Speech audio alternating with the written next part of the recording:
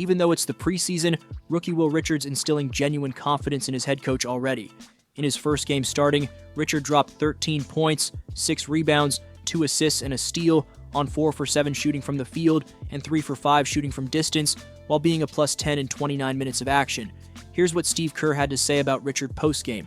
Will's good. Will really knows how to play. He's in the right spots all the time. He's active defensively. He sees the game well. Knocked down his threes tonight, and we're really excited about him. He's a very good player. Is there a pathway toward playing time for him at some point? Yeah. I mean, if you're on the roster, there's always going to be a path. You know, there's so much happens during the 82. And I know one thing, I won't hesitate to put him out there. I have a lot of confidence in him already. The fact that Kerr said that he won't hesitate to put him out there speaks to how well-rounded the product of Belmont and Florida's game has been, because you can't be one-dimensional to survive in the Warriors system. How Richard's hitting spot-up threes in timely fashion, defending 1 through 3 with lateral quickness and toughness, passing with seamless reactivity, plus cutting to the basket both in transition and in the half court, makes him the perfect fit in Golden State's motion-heavy read-and-react system. Al Horford's defensive effort against the Blazers displayed his ability to stick with swift attackers even at the age of 39. The Godfather had 2 blocks, 2 threes, 4 boards, plus a steal and a dime in just 21 minutes. Al did a little bit of everything, but his effort defensively is what stood out the most, as he was getting back in transition swiftly, plus cutting off attackers, then making secondary rotations. Offensively, he was knocking down his open looks from distance, and even made a nasty turnaround jumper in the lane after taking it off the dribble to beat the shot clock. Horford's performance against Portland was a reminder of why basketball IQ can age more gracefully than athleticism ever could. At 39 years old, Horford isn't just surviving, he's dictating tempo, controlling positioning, and making his presence felt on both ends of the floor. From the jump, you could see his discipline anchoring Golden State's defensive shape. Every closeout was balanced, every rotation on point, and every contest came without unnecessary fouling. He forced several early turnovers simply by being in the right spot, cutting off baseline drives and funneling guards into traffic. The 2 blocks in the box score were highlight-worthy, but his best defensive moments were the ones that prevented shots from even going up. You could see the Blazers doing their best to test the veteran by attacking him off the dribble, but his lateral quickness, foot anticipation, and impeccable timing made those drives look like dead ends. Even in transition, Horford sprinted back to disrupt what would have been easy buckets, showing that his motor and commitment are still elite for a player nearing 40. His communication never stopped either, constantly pointing, calling switches, and reinforcing spacing to teammates half his age. That blend of energy and experience is something Golden State hasn't had in the front court since their championship core was in its prime. Offensively, Horford's rhythm looked natural and precise, as if he'd been running this motion system his whole career. His 2 made threes came in completely different contexts, one off a short swing action from the wing where he quickly set his feet and let it fly, and another as the trailer where he recognized the defense sagging and punished it instantly. But it wasn't just the long-range shooting that impressed, it was the subtle in-between work that showed his veteran instincts. That mid-range turnaround jumper to beat the shot clock wasn't luck, it was vintage Horford.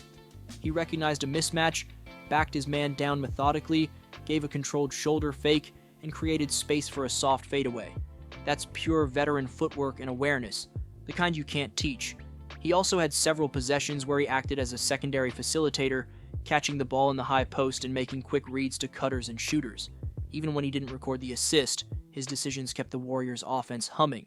There was no stagnation, no wasted dribbles, just flow and efficiency, the kind that comes from years of high-level basketball understanding. What's fascinating about Horford's current role is how seamlessly he's adjusted to being a situational engine. He's not logging heavy minutes, but when he's on the floor, the offense looks smarter and the defense more synchronized. Younger players feed off his energy, you can see him calling out coverages, rotating early to help, and even coaching players mid-possession. That vocal leadership keeps Golden State's young core locked in. What stood out this preseason wasn't just the steadiness, it was the fire. You could see him talking trash after big stops, barking directions to set the tone, or patting teammates on the back after miscues. He's taken on the on-court coach label without losing his edge as a competitor.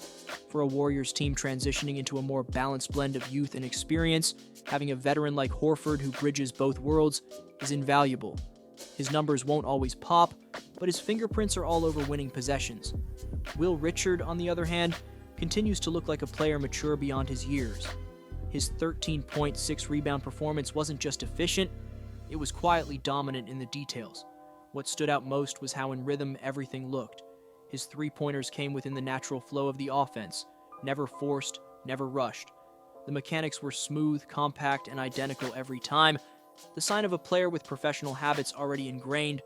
On possessions where he didn't touch the ball, he stayed engaged, cutting with purpose, relocating to create angles, and reading help defenders like a veteran.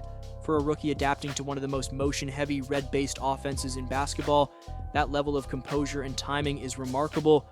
He already looks like a player who understands how to fit into a system rather than dominate it, which is a trait Kerr values above almost anything.